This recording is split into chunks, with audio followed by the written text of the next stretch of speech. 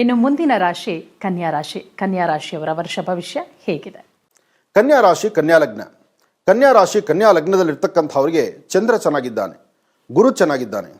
ಆದರೆ ಶನಿ ಇರ್ತಕ್ಕಂಥ ಆಸ್ಥಾನ ಇದೆಯಲ್ಲ, ಅಬ್ಬಾ ಭಯ ಅನಿಸುತ್ತೆ. ಮನಸ್ಸು ಚಂಚಲತೆ ಇದೆ. ನೀವೇನೇ ಮಾಡಿದ್ರೂ ಸಭೆ ಸಮಾರಂಭಗಳಲ್ಲೂ ಸಹಿತ ಒಂದು ಸ್ಥಾನಮಾನವನ್ನು ಸಂಪಾದನೆ ಮಾಡ್ಕೊಳ್ಬೇಕು ಅಂತ ನಿಮ್ಮ ಆಸ್ಥಾನ ಬಿಗಿಯಾಗಿದೆ ಅಂತ ತಾವಲ್ಲಿ ಕೂತ್ಕೊಳ್ಳುವಾಗ ಆಸ್ಥಾನದಲ್ಲಿ ಮತ್ತೊಬ್ಬರು ಕೂತು ನಿಮ್ಮ ಮೇಲೆ ಗರ್ಜನೆ ಮಾಡ್ತಾರೆ.